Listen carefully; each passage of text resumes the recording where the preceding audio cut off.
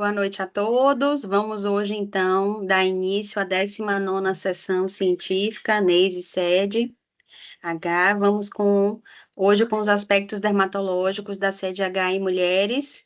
A acadêmica de medicina Carol Vivas Rocha, aluna do terceiro semestre, que vai conduzir a apresentação desse artigo hoje. Carol, podemos começar. Então, boa noite, né? Então, dando seguimento aos nossos estudos, né? A gente vai começar falando aí sobre esses aspectos dermatológicos da CDH em mulheres, como a professora já apresentou.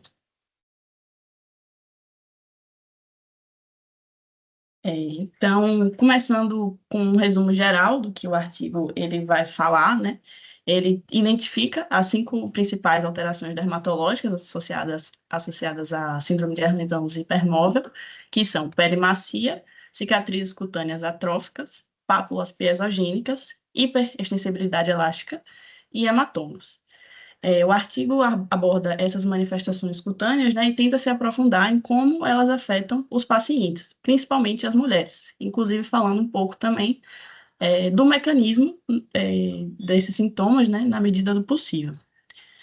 São abordadas também possíveis consequências e opções de tratamento que têm se mostrado promissor dentro da literatura, né, além de outras alterações dermatológicas menos comuns e menos descritas também na literatura.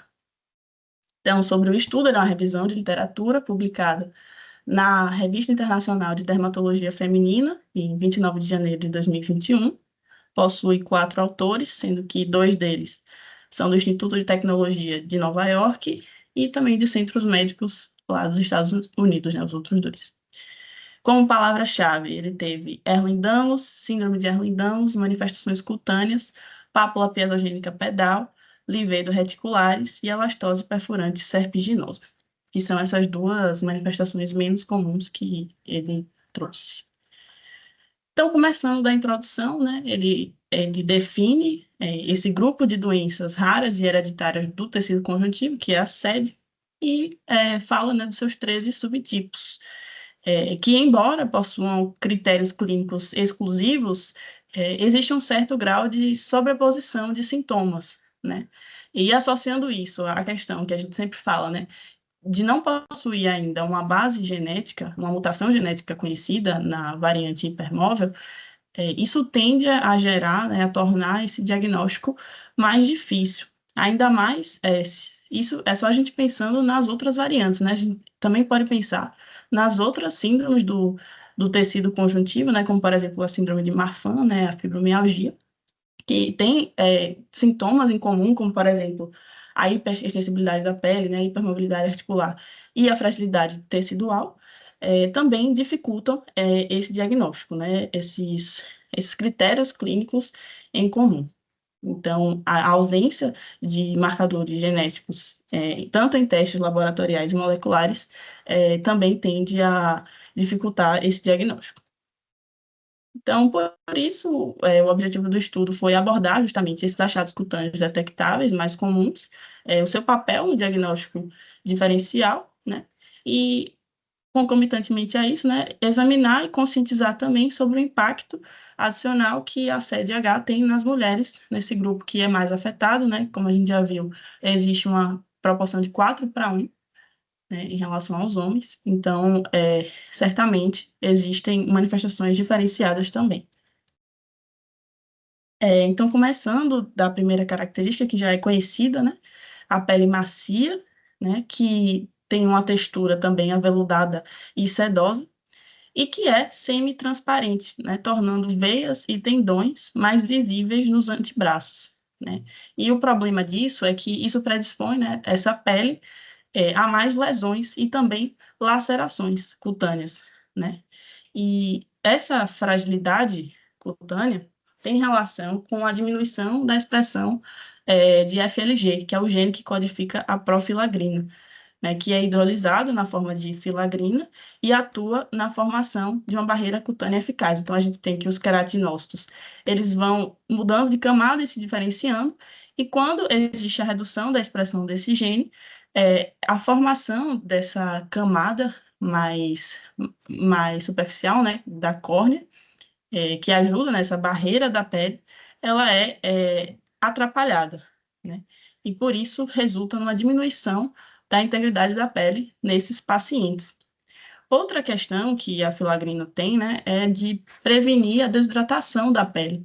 Então, a redução da expressão desse gene também pode explicar outros sintomas, né, como o ressecamento da pele característico, né, o próprio envelhecimento precoce também, que é uma característica que não foi citada, mas que dá para a gente pensar um pouco. E eu acho que isso também abre nossa cabeça, né, porque a gente fala muito sobre o colágeno, né, como ele está afetado na síndrome, só que o que eu tenho visto, né, nos estudos, ontem mesmo eu estava lendo um que percebeu pelo menos 3 genes de expressão variada nas características das células de pessoas que têm, né, a síndrome de Ehlers-Danlos hipermóvel. Então, é como a Astria sempre fala, né? Certamente a dificuldade de encontrar uma base genética é porque existem vários genes que estão envolvidos, né? Então, é importante também falar é, dessas outras é, questões, né? Desses outros mecanismos. A gente também tem os hematomas, né? O sangramento é um sintoma comum nesses pacientes e ele se apresenta de uma forma muito variável, que vai desde hematomas leves até um sangramento mais grave e potencialmente fatal, né? No caso das mulheres, né? Também tem a apresentação da menorragia, que seria esse sangramento menstrual intenso e excessivo, e que atribui-se, né, esses sintomas às alterações do colágeno, né? Porque nos distúrbios do colágeno, né, os tecidos, tanto subcutâneos como perivasculares, são mais delicados, né? Então, existe essa tendência maior, essa fragilidade maior, né? Justamente pela formação desses tecidos que se dá pelo colágeno, né? Também. Uma questão que tem se falado na literatura é a questão da suplementação com ácido ascórbico, que pode ajudar no aumento da rigidez e integridade dérmicas, porque ele é um cofator de enzimas importantes, né, na síntese do colágeno. Outra coisa é que um estudo de dados de 112 artigos, com um total de 467 pacientes, percebeu que a formação de hematomas, ela se deu especialmente após traumas leves, né? Foi a complicação vascular mais frequentemente relatada. E esse tratamento, ele variou, né, na literatura e incluiu desde transfusões, internações em unidade de terapia intensiva e, em um dos casos, uma drenagem cirúrgica de emergência, acompanhada de transfusão, né? Então, existe, de fato, essa consequência diferente, né, para as pessoas que têm a síndrome. Em relação a um trauma leve, foi necessitado tratamentos mais que não esperados, né, vamos dizer assim. Esse tratamento ele é provavelmente aplicável para os múltiplos subtipos da SED, embora relatado apenas para a variante músculo contratural, né? Vale fazer essa ressalva, né? Então, falando um pouco também das cicatrizes atróficas, que a gente já falou antes, mas são essas cicatrizes afundadas, né, especialmente nos locais expostos a traumas repetidos, e estão associadas, segundo a literatura, né, a um tamanho menor de algumas fibras colágenas, mas também alterações nas fibras elásticas, né, que quando foi se fazer os estudos dessas cicatrizes, percebeu-se depósitos granulofilamentosos, né, com a presença de grandes glóbulos estrelados, semelhantes ao ácido hialurônico. Então, deixei uma imagem aqui da cicatriz atrófica que pode ser percebida com uma leve compressão, né? Aí é percebido esse afundamento dérmico característico. Outra coisa, né, é que na camada reticular da derme, a estrutura do colágeno em forma de flor, que é um tipo específico, apresentou tamanhos desiguais das fibrilas, né, e um espaçamento interfibrilar irregular, além de apresentar contornos irregulares, que pode ser visto nessa imagem aqui desse estudo, né? Os espaçamentos, né, são de fato irregulares, né? Os contornos também não são muito claros, e os tamanhos também são variáveis. Então, essas fibrilas de colágeno defeituosas, elas tendem a contribuir para a diminuição da rigidez da derme, né? E, portanto, para o surgimento das cicatrizes atróficas também. Um ponto importante que foi abordado no estudo, né, é sobre a questão das cirurgias na síndrome de Ehlers-Danlos hipermóvel, né?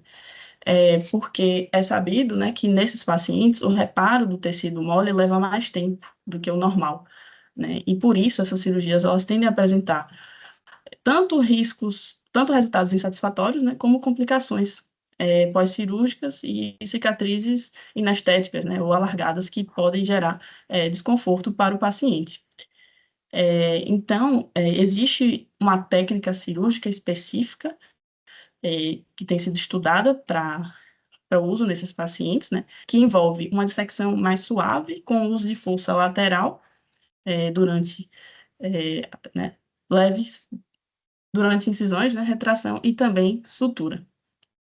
Para minimizar essa tensão, né, a tensão deve ser mínima, por isso até da força lateral, devem ser feitas suturas também profundas e associadas à fita de suporte, né? E se for necessário fazer as suturas superficiais, elas devem ser mantidas pelo dobro do tempo do que uma pessoa sem CDH, né? Para evitar essa reabertura de ferida, né? Porque mostra dessa demora, vamos dizer assim, na cicatrização que é típica desses pacientes. O pós-operatório ele também deve ser cuidadoso e deve envolver o uso de bandagens compressivas, especialmente nos locais de alta tensão, né? Então, se for cirurgias nas superfícies tensoras, né, que estão mais submetidas a essas forças, deve ser adicionado mais esse cuidado. Alguns outros cuidados e recomendações seriam o uso de almofadas protetoras, a prática de exercício físico de baixo impacto, para ajudar na cicatrização, o consumo diário de ácido ascórbico, que pode ajudar a melhorar, né, a fragilidade dos vasos sanguíneos e reduzir hematomas consequentes, né? E o uso de estrogênios ou compostos semelhantes também tem efeitos positivos, né? Porque atua na homeostase do tecido conjuntivo, especialmente para aquelas mulheres na menopausa, né? Tem sido usado, e que estejam com essa apresentação clínica aí de constantes feridas. Outro ponto são as pápulas piezogênicas, que são essas hérnias benignas de tecido elástico e gordura subcutânea, que rompem a derme reticular em locais de pressão, como, por exemplo, os calcanhares, né? É uma condição que é piorada quando a pessoa fica, por exemplo, muito tempo em pé. Então, é uma das recomendações, né, para esses pacientes, é evitar isso. E ela é vista nessas formas, né, de protusões cutâneas aqui, que podem ser tanto da cor da pele como dessa cor mais amarelada, né? A biópsia dessas pápulas revela hiperqueratose, né, esse acúmulo de queratina, com uma derme mais densa e espessa, no entanto, com finas trabéculas fibrosas subcutâneas, né, que é justamente o motivo que permite a infiltração da gordura, né, a formação dessa hérnia, porque o tecido ele não consegue sustentar por conta dessas finas trabéculas, né, e aí por isso existe essa superficialização, né, do tecido adiposo. Como eu falei, né, essas pápulas estão associadas à fraqueza do tecido conjuntivo. A dor, ela pode estar presente, especialmente de forma secundária, cicatrização lenta e prejudicada de feridas, né? Então, a gente tem meio que uma sobreposição, assim, um ciclo, né? Então, uma cicatrização lenta pode gerar dor nas pápulas, um sintoma pode piorar o outro, nesse sentido. Não há um tratamento específico, mas aconselha-se que esses pacientes, eles não façam atividades físicas intensas e evitem longos períodos em pé.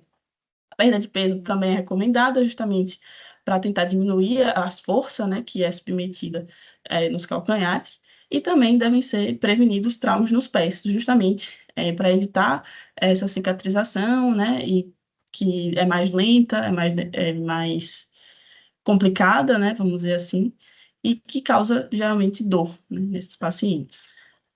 Pode ser utilizado também órteses e meias de compressão para aliviar esse desconforto associado.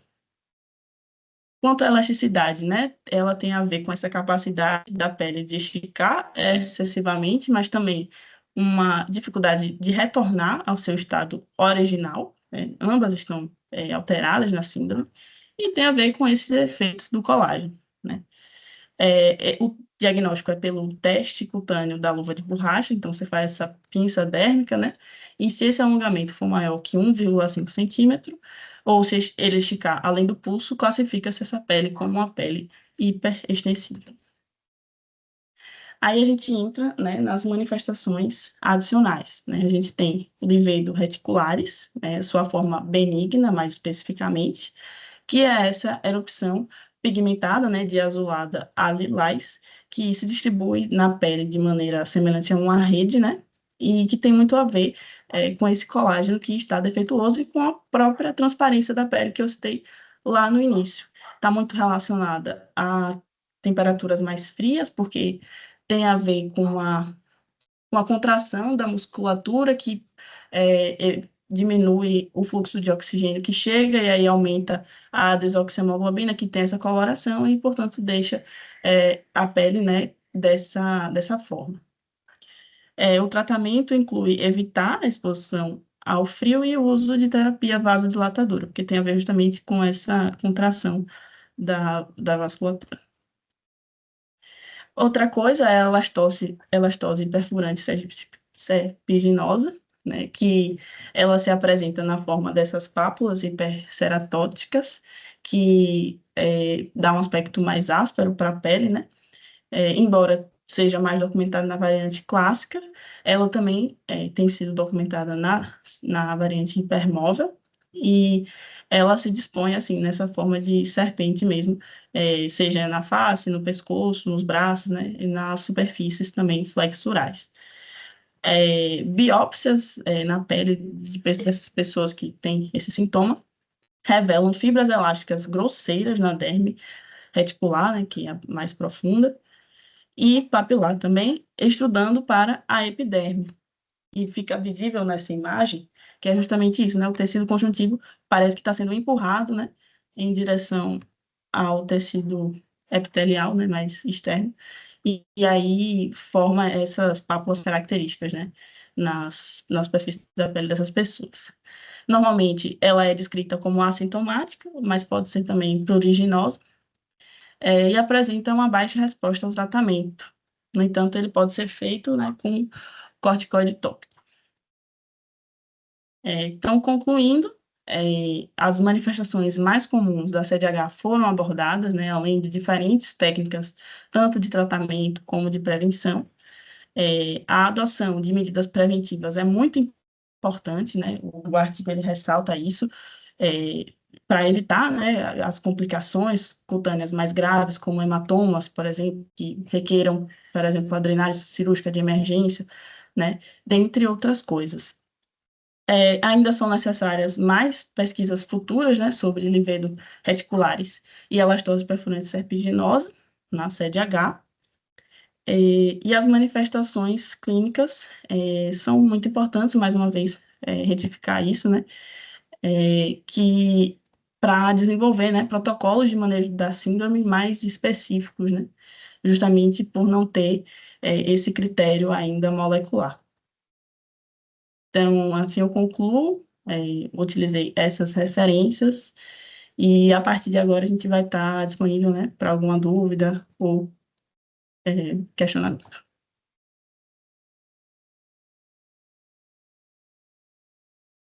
Parabéns, Carol, excelente apresentação, bem clara, objetiva. Antes de fazer alguns comentários, eu queria saber se alguém tem alguma dúvida, gostaria de questionar alguma coisa para Carol.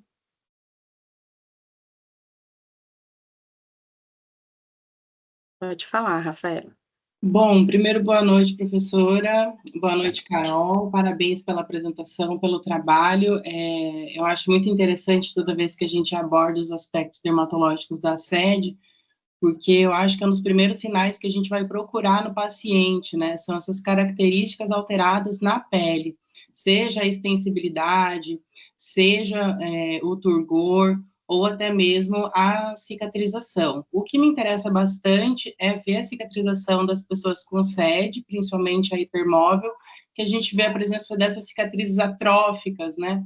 E eu queria pensar, professora, se existem hoje em dia métodos comprovados que ajudem no tratamento dessas cicatrizes atróficas. Essa seria basicamente minha pergunta. E se, associado a esse tratamento, a gente tem aí pesquisas já em pessoas com problemas no tecido, que já passam por esse tratamento associado à SED, ou SED-H? Rafaela, eu acho que é uma excelente pergunta. A gente não tem, assim, tratamento de cicatriz é sempre uma coisa, é um desafio. No consultório, em pacientes com SED-H e com SED e pacientes que não têm a síndrome de Ehlers-Danlos, né? Porque a cicatriz, existe um colágeno ali, existem fibras que estão organizadas de formas diferentes, então, assim, foi o jeito que a nossa pele conseguiu reparar aquele dano, né? Então, tem estudos que mostram até a desorganização dessa fibra, a gente falando em pacientes sem SED, mostrando que ali existe um colágeno alterado, né? Que o colágeno ele não está normal. Algumas pessoas tendem a fazer uma cicatrização mais exagerada, mas no caso de SED, a gente consegue ver que os pacientes eles fazem essa cicatrização mais atrófica mesmo, né? Então é como se faltasse, né, tecido ali para aquela recuperação tecidual. E aí, nesses pacientes, a gente vai estar falando não só desse desarranjo, vamos dizer assim, que ocorre principalmente num trauma não programado, né? Então, tipo assim, as cicatrizes de um acidente traumático, de um corte, acabam sendo cicatrizes mais inestéticas, né? Do que uma cicatriz de uma cirurgia, né? Por exemplo, que a gente tem aquele dano mais controlado, linear. Então, a gente acaba tendo esse aspecto, mas todo e qualquer tratamento de cicatriz visa estimular um colágeno novo ali naquele lugar. Então, a gente faz um tratamento, a gente gera um dano mais controlado naquela cicatriz para estimular um colágeno novo nesse lugar. Te dizer que existem assim artigos mostrando esse estímulo de colágeno em pacientes com SED-H, realmente eu não vi. A gente não encontra isso muito assim na literatura, não. Mas, assim, de uma maneira geral, a gente acaba conduzindo como um paciente sem SED, trazendo esse estímulo à produção de colágeno, com esse dano, né, mais controlado para que a gente consiga gerar um aspecto melhor, mais estético naquela cicatriz, se for da vontade do paciente. Legal, professora, muito interessante essa reflexão que a senhora traz, mas clinicamente, a senhora falando, acha mesmo que causar esse novo dano à pele de um sediano seria prover um reparo, já que esse colágeno se organiza de uma maneira totalmente distinta do que deveria ser, né? A gente lembra das lâminas histológicas que já trouxemos aqui em outros episódios, que a gente vê que a organização do colágeno, ela se dá totalmente diferente, né? Então, será que talvez a gente não deveria pensar em agentes reparadores de tecido, de maneira como óleos ou cremes, géis, que estimulem essa produção do que os agentes que causem dano? Só uma reflexão, uma coisa que me peguei a pensar agora de modo rápido. Mas agradeço desde já a resposta e vou deixar depois a resposta da senhora seguir o fluxo. Obrigada. Lógico, a gente, todas as vezes que a gente vai falar de uma coisa, ainda mais para fins estéticos, a gente pesa risco-benefício, o que é que vale mais a pena. Eu acho que a melhor conduta em relação às cicatrizes atróficas desses pacientes é a gente ter esse cuidado pré, peri e pós-operatório, né? Então, a melhor conduta aí é realmente a gente evitar, na medida do possível, essas cicatrizes, desde a indicação do procedimento, se é realmente necessário, até como a gente vai conduzir, até no próprio fechamento, né, desse procedimento, dessa sutura, fechamento por planos, começar com fechamento com planos profundos, tudo isso que Carol trouxe, usar sutura absorvível, que fica lá mais um tempo, 2, 3, 4 semanas, garantindo aquela força têncil ali naquele lugar, retardar a tirada dos pontos, então acompanhar esse paciente a cada semana para ver realmente quando é que a gente pode realmente tirar esses pontos, garantir curativos que diminuam a tensão ali na área daquela cicatriz, né? Então, tudo isso vai gerar um aspecto estético melhor. Quando a gente faz, às vezes eu atendo o paciente assim no consultório. Ah, doutora, mas será que eu tenho um risco de ter queloide? Né? Assim, estendendo mais um pouco a reflexão do nosso pensamento aqui. Ninguém pode dizer a uma pessoa que se ela vai ter queloide ou não, se ela vai ter uma cicatriz legal ou não.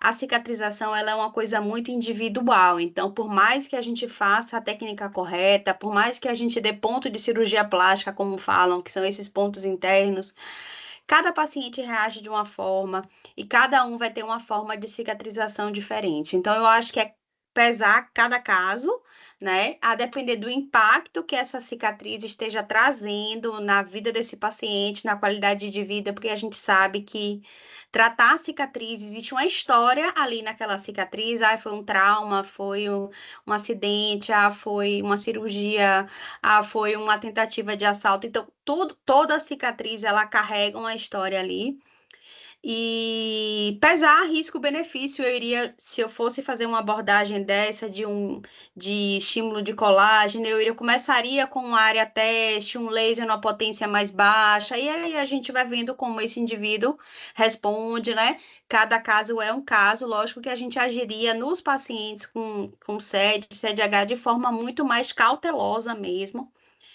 Mas eu acho que o principal aí é esse cuidado perioperatório. Eu acho que a principal coisa em relação às cicatrizes é quando for uma coisa eletiva mesmo. Trauma a gente não tem como evitar, né? Assim, a gente não prevê, mas se for uma coisa planejada, eu acho que é principalmente a gente ter esse cuidado perioperatório. Eu acho que seria a coisa mais eficaz mesmo.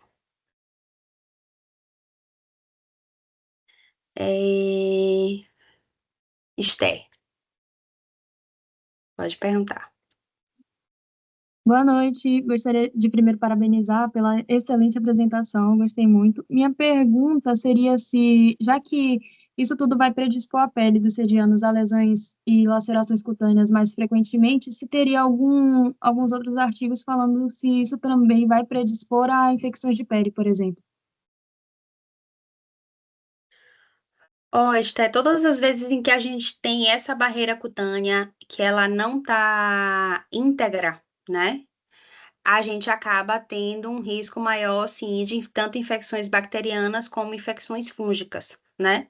E acho até uma coisa legal da gente comentar desse artigo que traz descrevendo a mutação do gene da filagrina. Essa é uma mutação que a gente encontra também nos pacientes com dermatite atópica, né? Que a gente falou nas outras, e a gente sabe que é uma condição que muitas vezes pode estar associada a sede. Então, sim, se essa barreira cutânea ela está alterada, a gente sabe que ela não está íntegra, a gente pode ter sim um risco maior tanto de infecções bacterianas como infecções fúngicas, né? Até as infecções virais, as infecções herpéticas, por exemplo, elas podem ser mais graves nesses indivíduos e mais extensas nesses indivíduos em que essa barreira cutânea ela não está completamente íntegra.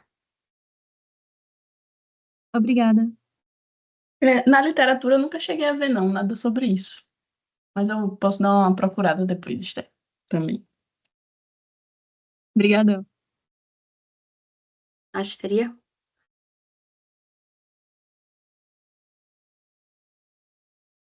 Ah, não, Astria não, desculpa. João. Tem alguém na minha frente. Pode perguntar, João. Boa noite, Pro, boa noite, Carol, Boa boa noite a noite. todo mundo, parabéns. A senhora falou, inclusive, né, sobre a questão do ponto profundo, né, em relação à questão estética, mas eu queria entender melhor por que, né, escolhe-se, então, aplicar esse ponto profundo em relação ao ponto superficial nessas questões cirúrgicas em pacientes sedianos. Ô, João, na verdade, o ponto profundo, a gente está falando de um ponto interno, né? Então, quando a gente faz uma cirurgia, quando a gente faz esse fechamento por planos, a gente garante que aquela cicatrização, ela não vai estar só ali na epiderme, toda a força. Imagine você estar lá com um corte, uma ferida aberta, né? E você quer fechar e você quer e atenção, se você fecha só na superfície, com ponto simples, por exemplo, enfim, a tensão, ela vai estar toda aqui, só em cima. Mas e todo esse conteúdo aqui de baixo, se ele não tiver aproximado, isso com certeza você vai ter uma chance maior de cicatrizes inestéticas, cicatrizes alargadas e deiscência dessa sutura. Então, a melhor cicatrização, ela ocorre, seja qualquer for a cirurgia, pacientes com sede, pacientes sem sede, quando você faz esse fechamento por planos. Então, a gente começa fechando lá no subcutâneo, com fios absorvíveis, tipo Vicryl, Monocryl. Então, a gente aproxima esse subcutâneo. Em vez de estar assim, só a força de tensão ali em cima na pele, a gente começa fechando embaixo. E aí, depois a gente fecha assim, mais no plano da derme. E aí, por fim, quando já está uma margem do corte colado na outra, aí sim que a gente fecha com os pontos superficiais. Então, assim, não é que a gente vai trocar o ponto interno pelo ponto superficial. Não, a gente vai complementar. A gente vai fechar todo por planos lá dentro, pontos internos, e em cima, na superfície, a gente vai fazer prontos que não precisam ser muito apertados, nem ter muita tensão ali na pele, só para realmente aproximar, coaptar as bordas. Só por isso, porque a gente sabe que a deiscência e a sutura e o alargamento dessa cicatriz está muito mais relacionado com essa força de tensão em cima, como se a gente quisesse, com um ponto simples, fechar todos os planos que tem embaixo.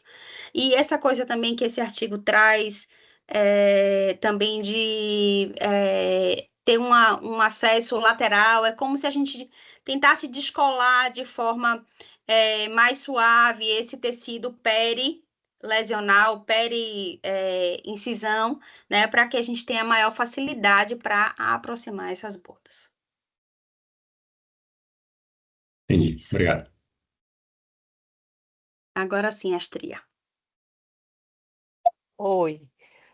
Então, eu acho, vou voltar a dizer, a gente já tinha que ter feito esse projeto para descrever meu caso, porque a cada coisa que a gente estuda, mais eu confio. Então, falando sobre essa questão aí que você tá dizendo da fazer as suturas por plano, isso para mim é muito claro, né? Eu passei por 3 cirurgias com cortes profundos, que foram 2 cesarianas e uma mamoplastia de redução.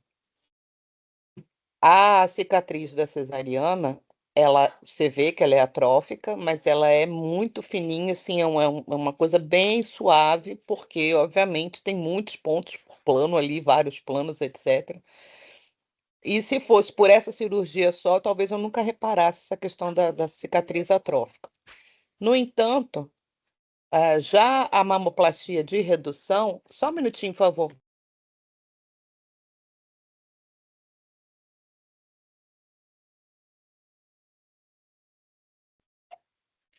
Desculpe, tive um problema aqui. Com relação à mamoplastia, o que ocorreu foi, óbvio, foi feito por uma cirurgiã plástica, houve uma remoção de grande quantidade de tecido, né?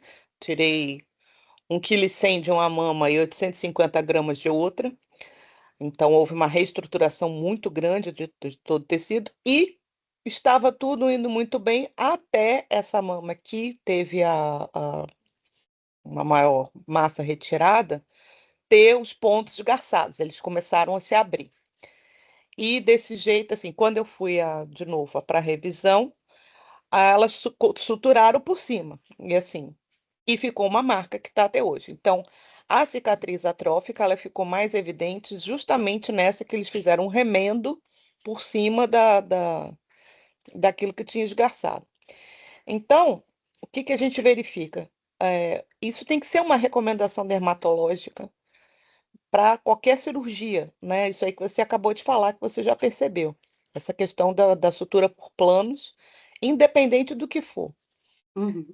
Porque a partir dessa minha experiência, então a gente já pode relatar isso, eu acho que isso descreve bem, e há alguns anos já, talvez uns 15 anos, eu comecei a apresentar vários cistos epidérmicos queratinosos pelo corpo, tá? Geralmente na região do tronco.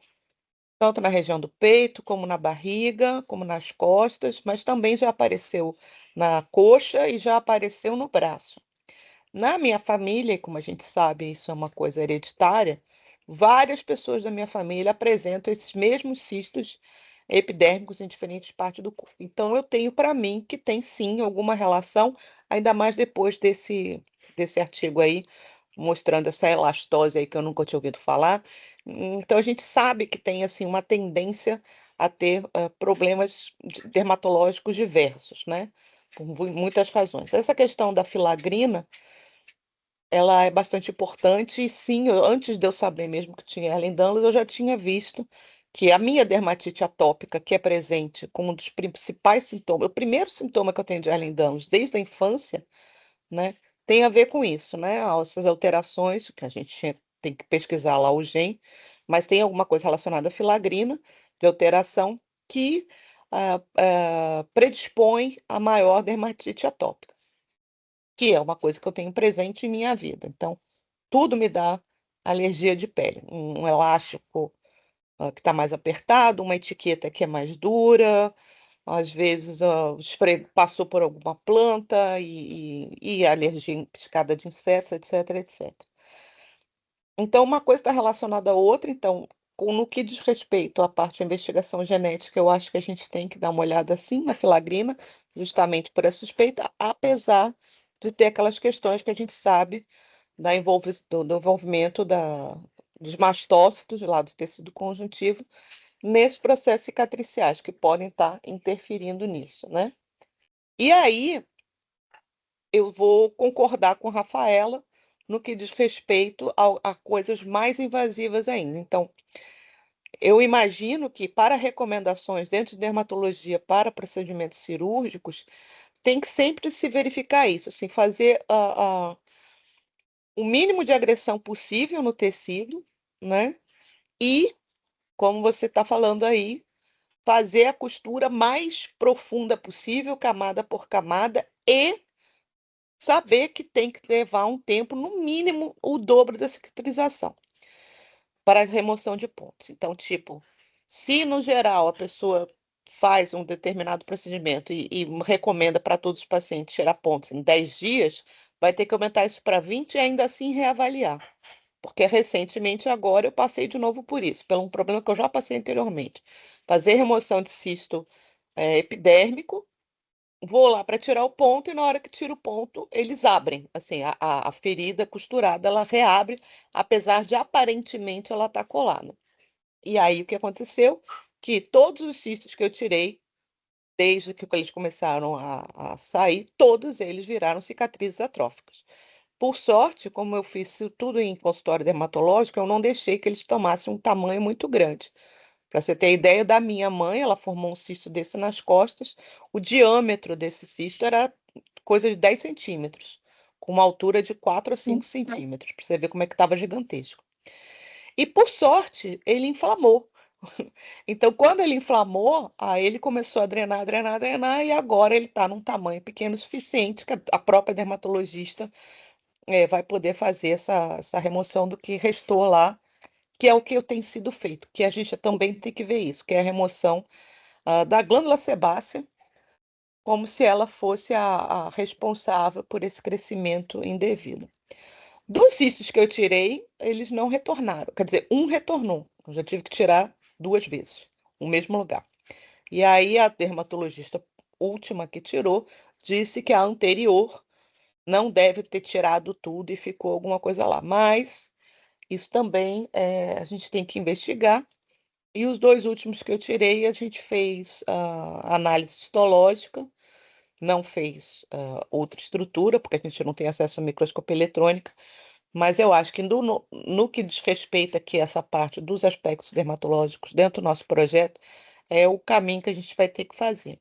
Fazer uma investigação mais fina dessa organização histológica, principalmente nessas regiões de cisto, comparar com um pedaço de pele que não esteja alterado, e depois fazer essa parte de ultraestrutura com microscopia eletrônica para tentar ver essa questão do arranjo das fibras, principalmente do colágeno, né?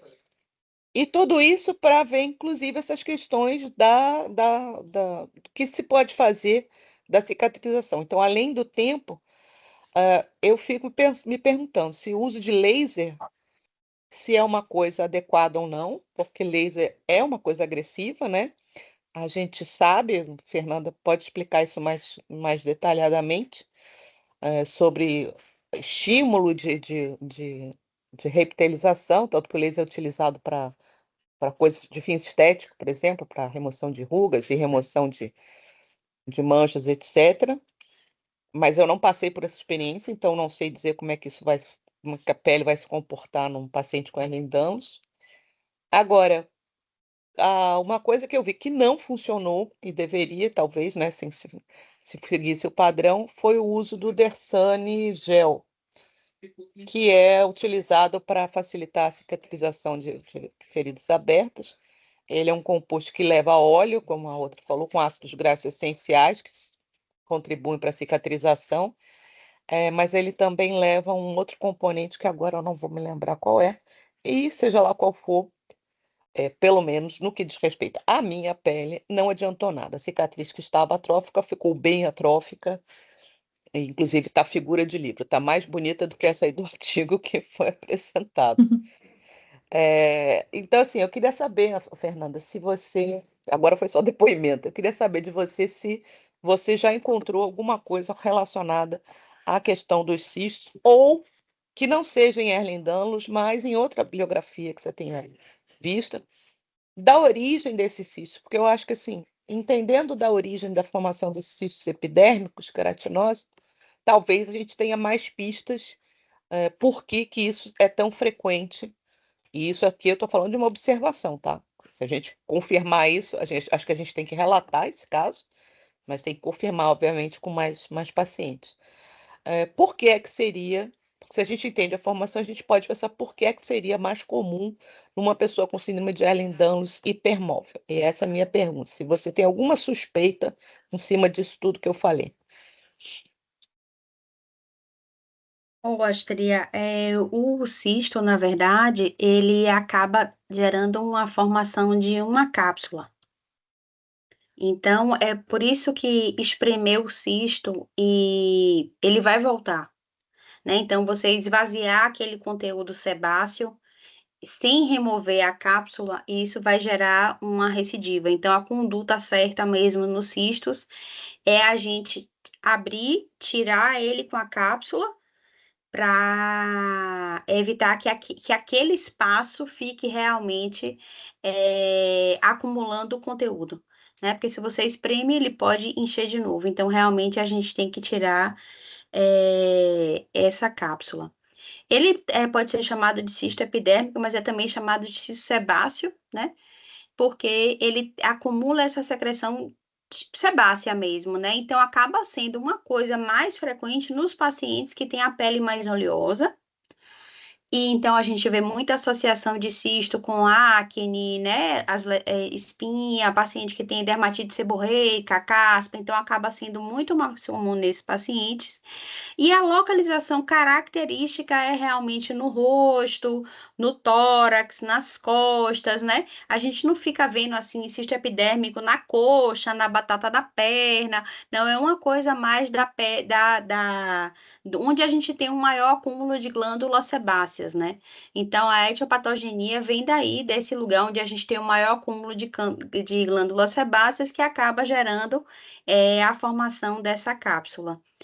Agora, na literatura, especificamente cistos epidérmicos e sede, eu não vi. Não vi nada que trouxesse algo relacionado a isso. A gente tem que pesquisar, publicar. Eu estive na coxa, na batata da perna e no braço Foi? também. Então, assim, Então, até uma esses localização disseminado. atípica. Exatamente. Uma Agora, a localização diferença atípica. é que esses que estão localizados nos membros inferior e superior, eu acho que eles têm um crescimento mais lento. Então, por exemplo, os das costas, eles crescem mais rapidamente. O do peito também cresceu rapidamente. E o do ombro. O do ombro é localizado bem em cima da proeminência óssea. Uhum. E foi exatamente esse processo. Eu comecei apertando ele, né? E, óbvio, não dava em nada. Eu acabei indo lá. Esse do ombro mesmo, foi removido, teoricamente, né? Fez um buraco. E logo depois ele encheu de novo, fez outro, no mesmo local. e aí eu fiz a segunda remoção, por enquanto está aqui. Aí ficou um buracão, né? Porque foi o buraco, depois outro buraco em cima, vamos ver. Agora, eu tinha lido na literatura, eu sempre chamei de cisto sebáceo, e eu tinha visto que, na verdade, era queratinoso, que aquele acúmulo lá dentro era acúmulo mais de queratina do que sebo. Por isso que eu fiquei nessa dúvida, se não houve um consenso, se houve algum tipo de modificação com relação a essa terminologia. Você sabe me dizer? Ah, não, até então a gente chama ele das duas formas, não tem nenhuma distinção, assim, não é mais quando é no couro cabeludo, em outras áreas que ele recebe nome diferente. Acho que vale também a gente depois fazer uma análise bioquímica, né? Eu acho que vai ser uma coisa interessante também. Se a gente puder fazer essa análise de composição de conteúdo, né? O que tem dentro dessa cápsula, Ah, com certeza. Uhum. né? E Para até avaliar. nessas localizações mais atípicas, né?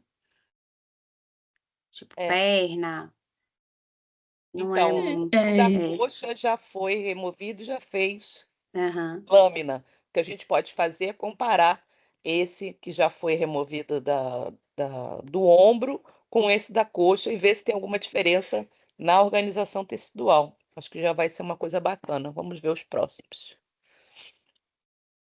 cisto queratinoso eu também nunca vi, não, mas em relação a esses processos de queratinização alterados, eu já vi hiperkeratose pilar no folículo piloso e hiperkeratose das superfícies extensoras. E aí, pelo menos o artigo que eu vi, associava isso às forças que a pessoa. Que, naturalmente, por exemplo, as superfícies extensoras já são mais espessas, né? E aí teria esse processo de hiperqueratinização justamente por conta dessa alteração, né? Na movimentação, teria a ver com a movimentação muito dessa área, aos danos que essa área está mais exposta. Eu li Pois assim. é, mas aí, de novo, não iria caber nesses casos que eu estou falando, porque não são regiões de flexura, não são regiões de muito atrito, então a causa É não é verdade. essa, assim. Quando Fernanda fala que é sebáceo, e eu sempre imaginei isso, fica, é tipo uma obstrução, e aí começa a produção de sebo é contínua, faria muito sentido para mim, a produção de sebo é contínua, então ele está obstruído e ele vai inchando, mas já há algum tempo eu vi que o termo cisto sebáceo seria incorreto, porque na verdade esses cistos seriam, esse conteúdo, por isso que eu estou falando da gente fazer análise bioquímica, seria muito mais de queratina do que sebo em si, né? Que é um conjunto de várias gorduras, ácidos graxos, coaleno, etc, etc. Então eu acho que vale a gente fazer essa análise bioquímica também. Vamos já incluir isso aí nos nossos projetos, para a gente tirar essa dúvida, porque eu estou vendo que na própria dermatologia ainda há não há esse consenso, né? Vamos Essa elucidação assim tão Sim. clara, né? Na verdade, é, o termo mais correto mesmo é cisto de inclusão epidérmica. O que se acredita é que é como se as células da epiderme entrassem e gerassem a formação dessa cápsula, mas geralmente sempre em áreas em que a gente tem um acúmulo de glândula sebácea. Não é uma coisa que a gente vê nessas áreas um número menor de glândulas. Então, só essa localização sua aí já é uma coisa realmente diferente, atípica. diferente, relatável, né? É irrelatável, né? E a maior incidência também, que não é. Você vê esses artigos de revisão, esses artigos, né, de série com CDH não trazem isso. Eu acho que aí fica até mais fácil, porque quando a gente for fazer o rastreio Já é nas uma coisa que a pessoas, gente vai olhar, já vai que a olhar. gente tem E, que olhar. e a outra coisa que eu vivo repetindo, que eu não vejo escrito em lugar nenhum, a história das rachaduras nas unhas, Hum, que também tem a ver com o processo de queratinização, é. né? As unhas, Uhum. eu nasci com elas rachadas e sigo com elas rachadas o resto da vida, principalmente nos pés. Eu me lembro anos atrás, eu perguntei num grupo desse de apoio americano, e várias pessoas disseram, eu também tenho, pessoas mandaram fotos e tal, eram as unhas iguais a mim, então não é uma coisa minha, exclusiva. Meus Uhum. dois filhos têm as unhas rachadas também. os 2 filhos biológicos. Então, assim, é alguma coisa hereditária e provavelmente, né, está associada a isso, visto que a composição de matriz da unha, ela tem o colágeno como um fator ali de organização, né? Se esse colágeno é desorganizado, eu imagino que seja essa a causa de fazer essas... São unhas todas folhadas, assim, você vê as camadas, as camadas, elas não são reunidas. Então, quanto mais seco tiver, mais elas racham. E não é, e isso aí não há tratamento, nenhum dos tratamentos dermatológicos que me prescreveram funcionou. Com ácidos, com óleos e etc, etc. É uma coisa que é eternamente assim. E não é só uma questão de estética, né? A unha é um anexo protetor. Eu, particularmente, tô com um dos dedos do pé, a unha já ficou pela metade, porque conforme ela vai rachando, ela vai descolando da carne. Então, você tem que cortar ela bem curtinha, porque qualquer coisa ela engancha e puxa para trás e dói, óbvio, né? Então, é, é uma coisa a se investigar também, que eu acho que tem relação com a CDH também. Mas era isso. Obrigada, Fernanda. Eu que agradeço. Então, mais alguma pergunta, alguma consideração do nosso tema hoje?